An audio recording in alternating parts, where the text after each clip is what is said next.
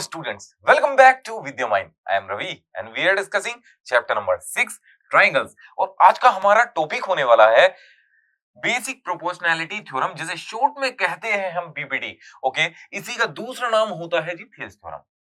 आज का ये टॉपिक बड़ा इंपॉर्टेंट होने वाला है। आगे का जितना भी आप चैप्टर पढ़ने वाले हो ना, इसी थ्योरम पे सारा बेस्ड होने वाला है। ठीक है, इसी पे बहुत सारी चीजें समझने की कोशिश करोगे, इसी पे बहुत सारे क्वेश्चंस आप करने वाले हैं, इसी पे बहुत सारी चीजें डिपेंड होती हैं। ठीक है, इस चैप्टर का मेन जो चीज है वो यही थ्योरम है, तो इसे बड़े ध्यान से पढ़ना। बहुत ईजी तरीके से पढ़ाऊंगा, बड़े फोकस के साथ ये आपको पढ़ना है मेरे साथ में। तो चलिए स्टार्ट करते हैं। जैसा कि हमने डिस्कस किया, आज की क्लास में पढ़ने वाले हैं बीपीटी। पर बीपीटी को पढ़ने से पहले अभी तक की क्लास में आपने क्या किया है? आपने सिमिलैरिटी का कांसेप्ट पढ़ने की कोशिश की है। ठीक है, सिमिलर ट्रायंगल्स की कुछ प्रॉपर्टीज आपने पढ़ी हैं, वो पढ़नी जरूरी है बीपीटी को सीखने से पहले। ठीक है, वो है क्या? आपने देखा जी, सेम शेप होती है सिमिलर ट्रायंगल्स की, but not necessarily the same side. ठीक है, दो ट्रायंगल्स जब मिलेंगे आपको सिमिलर, तो जरूरी नहीं है उनका साइज सेम हो, बट उनकी शेप बिल्कुल सेम होगी।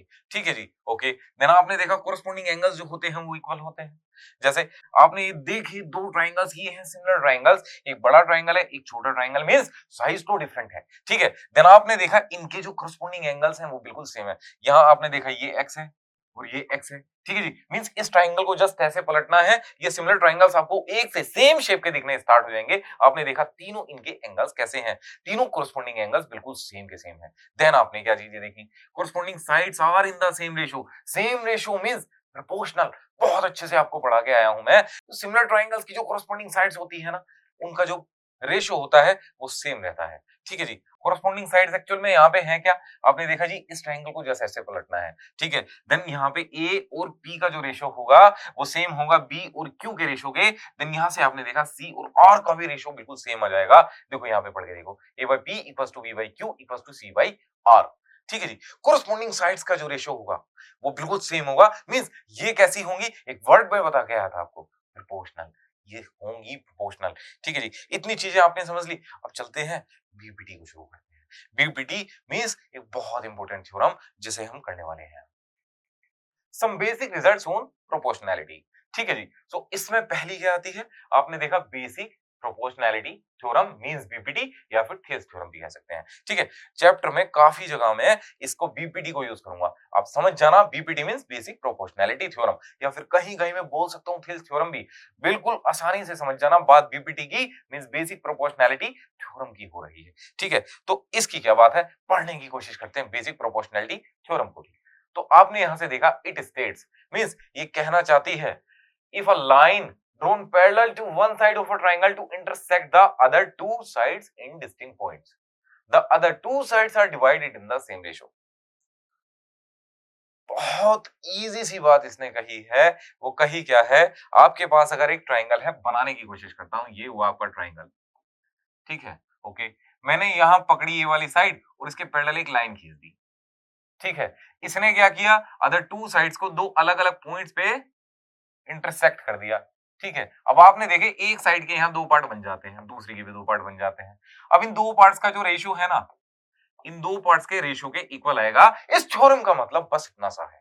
बात हमें पता तो लग गई, पर मैं इतना जानता हूं कि जब तक आप प्रूव ना कर लें, आपको विश्वास होता नहीं है किसी चीज पे। तो चलो प्रूव करने की कोशिश करते हैं। तो आपने देखा जी, let us now try to prove the basic proportionality theorem means BPT.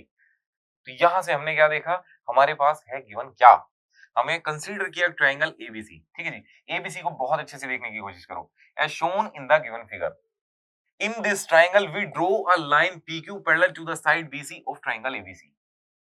हमने यहाँ एबीसी ट्रायंगल में बीसी के पैरेलल एक लाइन खींची पीक्यू। ठीक है जी, जो एबी और एसी को पी और क्यू पॉइंट्स पे इंटरसेक्ट कर देती है। जस्ट इतनी सी बात है। इतनी बात समझ में आई, चलो आगे बढ़ने की कोशिश करते हैं। आपने देखा, हमें प्रूव करके दिखाना है ये।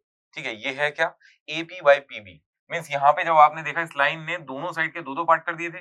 मींस एक साइड के जो दोनों पार्ट्स का रेशियो होगा ना, मींस एपी बाई पीबी, वो दूसरी साइड के जो दोनों पार्ट्स है ना, ए क्यू बाई क्यूसी के रेशियो के बराबर होगा।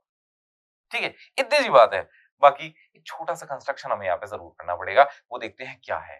कंस्ट्रक्शन पढ़ने की कोशिश करो। आपने देखा जी, यहाँ से ये जो वर्टेक्स बी है, इस वर्टेक्स बी को हम क्यू से मिला देंगे। ठीक है, वर्टेक्स बी को हम क्यू पॉइंट से मिला देंगे। सेम काम हम यहाँ पे करेंगे, वर्टेक्स सी जो है उसे हम मिला देंगे किससे, पी से। छोटा सा कंस्ट्रक्शन है, बस छोटा सा कंस्ट्रक्शन, और ये थ्योरम बड़ी आसानी से प्रूव हो जाएगी। ठीक है, बड़े आसानी से, बड़े फोकस लगा के ध्यान देके पढ़ना है, बहुत आसान थ्योरम है। ठीक है, एक छोटा सा काम और करेंगे, वो है क्या, देखो P से हम परपेंडिकुलर डालेंगे किस पे, AC पे। ठीक है जी, ये हमने परपेंडिकुलर डाल दी, इस P पॉइंट से हमने AC पे एक परपेंडिकुलर डाल दिया। देन हमने क्या किया, हमने Q से भी सेम काम किया, Q से हमने परपेंडिकुलर डाला किस पे, AB पे। बस ये कंस्ट्रक्शन था। इस कंस्ट्रक्शन के होते ही देखो थ्योरम कैसे सोल्व होती है, कितनी आसान ये थ्योरम हो जाती है, इतनी आसान हो जाती है कि आपको मजा आ जाएगा। चलो करने की कोशिश करते हैं। कुछ ऐसा ही कंस्ट्रक्शन आपने किया, याद है आपको, जैसा आपने कंस्ट्रक्शन पिछली स्लाइड में मैंने आपको कराया था, बिल्कुल सेम कंस्ट्रक्शन है। अब आपको ना इसी के साथ में थोड़े से एक्सपेरिमेंट करने हैं और देखो कैसे थ्योरम प्रूव होती है। आपने यहाँ सबसे पहले पता है क्या करना है, आपको सबसे पहले यहाँ पे APQ जो ट्राइंगल है ना, ये APQ, वो ध्यान से देखना, APQ जो ट्राइंगल है ना, ये इसका एरिया बताना है मुझको। आप कहोगे सर दो तरीके से निकल सकता है, अगर ये बेस हो जाए तो हाइट ये हो जाएगी सर। ठीक है, ऐसे भी निकल सकता है इसका एरिया, और अगर ये वाला बेस हो जाए तो हाइट ये वाली हो जाएगी। तो हम पहले पता है क्या करेंगे, APQ का जब एरिया निकालेंगे तो बेस सबसे पहले इसे मान लेंगे। ठीक है, तो देखो एरिया ऑफ ट्राइंगल APQ, ये क्या है, ये आएगा जी 1/2 इंटू बेस, बेस कितना है, बेस हमने AP लिया है, इंटू हाइट कितनी हो जाएगी, QN। ठीक है जी, ओके। ट्राइंगल का एरिया तो आप निकालना जानते ही हैं, बेस इंटू हाइट और इसका आधा। ठीक है जी, आपने यहां से सेम काम किया और ट्राइंगल APQ का आपने एरिया फाइंड कर लिया। अब मुझे एक चीज बताओ, मैं आपसे पूछना चाहता हूं कि अगर मैं बात करूं इस ट्राइंगल की, देखो बहुत आसानी से देखने की कोशिश करना, ये वाला ट्राइंगल पूछ रहा हूं मैं आपसे, इस ट्राइंगल के एरिया की बात करूं तो आप मुझे कैसे बताओगे, आप बोलोगे सर अगर आप इसे बेस मानते हैं तो हाइट कहां है। अब मुझे जरा बता दो, इसकी हमें सर से पांव तक की हाइट लेनी है, तो क्या मैं ये PQ ले लूं, आप बोलेंगे सर ये हाइट नहीं होगी, इसकी हाइट एक्चुअल में वो होगी जो इसके सर से हमने परपेंडिकुलर डाला है। परपेंडिकुलर कहां डाला था, परपेंडिकुलर ये डाला था। अब आप बोलेंगे सर ये कैसे हो जाएगा, ट्राइंगल की हाइट तो उसके अंदर आनी चाहिए। नहीं नहीं, ट्राइंगल की हाइट आती है उसके बाहर भी। ठीक है, ट्राइंगल की हाइट यहाँ पे आ गई ये QN, समझ में आती है बात, ट्राइंगल का बेस हुआ ये, हाइट हो गई ये QN। अब मुझे बताओ इसका एरिया क्या होगा। अब आपको सारी चीजें आसानी से समझ में आ गई हैं कि इसका जो एरिया होगा वो होगा 1/2 PB इंटू QN। तो इसका भी एरिया लिखने की कोशिश करते हैं। आपने देखा जी एरिया ऑफ ट्राइंगल PQB, ये कितना हो जाएगा 1/2 इंटू PB इंटू यहां से हाइट आपने लिखी QN। अब देखो मैं क्या करने वाला हूं, यहां पे आपके पास ये दो आ गई चीज। ठीक है, चलो मैंने इसे लिया जी फर्स्ट इक्वेशन नाम, इसे दिया मैंने सेकंड इक्वेशन नाम। अब मैं क्या करने वाला हूं, एक छोटा सा काम करूंगा, मैं ना फर्स्ट को सेकंड से डिवाइड कर दूंगा। फर्स्ट को सेकंड से डिवाइड करने से देखो आता क्या है। आपने कहा जी ट्राइंगल APQ, ठीक है जी, area of triangle APQ by area of triangle कितना PBQ। ठीक है जी, ये कितना लिखा आपने, ये आ जाता है 1/2 इंटू AP इंटू कितना QN। ठीक है जी, बाय 1/2 इंटू कितना PB इंटू कितना QN। अब आपको चीजें समझ में आ गई, 1/2 से हो जाएगा 1/2 डिवाइड, QN से हो जाएगा QN डिवाइड, बचेगा कितना, ये बचता है कितना AP बाई PB। ठीक है जी, ओके। यहां से आपने देखा area of APQ by area of PBQ equals to AP by PB, ये आई जी आपकी इक्वेशन नंबर थर्ड। ठीक है, इतनी चीज आपको समझ में आ गई, बहुत इजी है, बहुत इजी। देखो जो हमने काम यहाँ पे किया है ना, सेम काम हम राइट हैंड साइड पे भी करेंगे। ठीक है, इस बार जैसा कि आपने मुझे बताया था APQ का तो एरिया ये भी हो सकता है सर कि अगर ये बेस हो जाए तो ये हाइट हो जाएगी। इस बार जरा इधर से निकलना शुरू कर दो। तो यहां से आपने क्या लिखा, एरिया ऑफ APQ होगा एरिया ऑफ ट्राइंगल APQ जो होगा वो होगा कितना 1/2 इंटू बेस हमने लिया है क्या AQ, बेस हमने ले लिया AQ और हाइट कितनी हो जाएगी, हाइट हो जाएगी PM। ठीक है जी, ओके। ये हो गई आपकी इक्वेशन नंबर 4। ठीक है जी, ओके। देन सेम काम करना है, सेम काम करना है तो मैं ट्राइंगल इस बार लूंगा, देखो ये वाला ट्राइंगल मैं लेने वाला हूं इस बार, कौन सा, ये वाला ट्राइंगल। बड़े प्यार से देखना, बड़ी गौर से देखना, सब कुछ आपको समझ में आ जाने वाला है। ठीक है, ये वाला मैं ट्राइंगल लूंगा, फिर से वही बात आ जाएगी कि इसकी हाइट कहाँ है सर। देखो इसकी हाइट ना इस बार ये वाली हो जाएगी। ठीक है, इसकी हाइट हो जाएगी इस ट्राइंगल PQB की। ये क्या ट्राइंगल है, ये PQC है। PQC की जो हाइट होगी ये हो जाएगी PM। ठीक है, तो यहां लिखना स्टार्ट कर दो। मैंने आपको क्या बताया है, आपने कहा जी एरिया ऑफ ट्राइंगल, ये है क्या ट्राइंगल PQC, ये हो जाएगा जी 1/2 इंटू कितना, अगर बेस ये है QC तो 1/2 QC इंटू कितना, हाइट कितनी है PM। ठीक है जी, ये हो गई आपकी इक्वेशन नंबर 5। ठीक है, सेम काम करूंगा, यहां हमने क्या किया, फर्स्ट को सेकंड से डिवाइड किया, यहां हम करने वाले हैं 4 को 5th से डिवाइड। तो होगा क्या, यहां पे आ जाएगा जी एरिया ऑफ ट्राइंगल कितना, APQ by area of triangle, ये कितना है PQC, ये कितना हो जाएगा, यहां से आपने देखा तो 1/2 इंटू AQ इंटू PM। ठीक है जी, बाय 1/2 इंटू QC इंटू कितना PM। तो जरा मुझे एक चीज बता दो, PM से यहाँ PM डिवाइड हुआ, 1/2 से 1/2 डिवाइड हुआ, ये आता कितना है, ये आता है AQ बाई QC। ठीक है, ये इक्वेशन नंबर हो गई आपकी 6। ठीक है, अब आपने यहाँ क्या देखा, आपने देखा जी थर्ड इक्वेशन और सिक्स्थ इक्वेशन अगर इक्वल आ जाए तो जो चीज हमें प्रूव करनी थी वो चीज हम बहुत अच्छे से प्रूव कर पाएंगे। हमें एक्चुअल में प्रूव क्या करना था, हमें करना था जी AP बाई PB जो है वो है AQ बाई QC के इक्वल। ठीक है, मींस हमने देखा ट्राइंगल की एक साइड के पैरेलल हमने एक लाइन खींची, उसने इन दोनों अदर साइड्स को सेम रेशियो में डिवाइड किया। सेम रेशियो आएगा क्या, AP by PB equals to AQ by QC आ जाएगा। मींस हमें जो करना है, जो थर्ड और सिक्स्थ इक्वेशन का राइट हैंड साइड है उसे इक्वल रखना है। अगर राइट हैंड साइड को इक्वल बताना है तो लेफ्ट हैंड साइड कैसा हो जाना चाहिए, लेफ्ट हैंड साइड हो जाना चाहिए बिल्कुल इक्वल। देखो अब लेफ्ट हैंड साइड में हमने देखा तो है क्या, एक तो है जी लेफ्ट हैंड साइड आपके पास ये। ठीक है, एक है लेफ्ट हैंड साइड आपके पास ये। तो आपने देखा यहाँ पे न्यूमरेटर तो बिल्कुल सेम है, APQ और APQ। अगर डिनोमिनेटर सेम आ जाए तो मजा आ जाए बात में। ठीक है, डिनोमिनेटर क्या है, PBQ और PQC। जरा देखने की कोशिश करना। ठीक है, PBQ किधर है, PBQ है जी ये वाला ट्राइंगल। ठीक है, ये वाला ट्राइंगल। ठीक है जी, ओके। PQC किधर है, आपने देखा जी ये वाला ट्राइंगल। ठीक है, PQC किधर है, PQC है ये वाला ट्राइंगल। आपने एक चीज पढ़ी है, बहुत अच्छे से पढ़ी है, आप बहुत अच्छे से याद कर लो। वो है क्या, ये दो है पैरेलल लाइन, अगर इस पे सेम बेस पे कैसा भी ट्राइंगल है उनका सबका एरिया सेम होगा। ठीक है, ये ट्राइंगल हो चाहे चाहे ये ट्राइंगल हो, चाहे ये ट्राइंगल हो, चाहे ये ट्राइंगल हो, अगर बेस ये है ना, बेस ये है, तो इस पे कैसा भी ट्राइंगल बना लो सबका एरिया सेम आएगा, क्योंकि बेस तो इनका सेम है और इनकी हाइट भी कितनी रह जाएगी, तो पैरेलल लाइन के बीच की जो डिस्टेंस है वो इनकी सबकी हाइट होगी ट्राइंगल्स की। तो ठीक है जी, आपको समझ में आ गई चीजें। ये जो ट्राइंगल है ना दोनों PBQ और PQC, ये दोनों ट्राइंगल का एरिया हो जाएगा सेम, क्योंकि बेस क्या है PQ और हाइट कैसी है, हाइट आ जाएगी पैरेलल लाइन की जो बीच की डिस्टेंस है।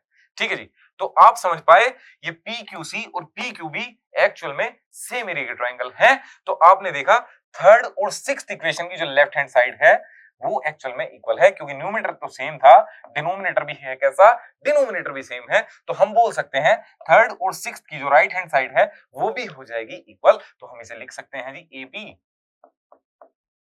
बाय PB इक्वल्स टू कितना, AQ बाय QC। ठीक है जी, यही प्रूव करके दिखाना था।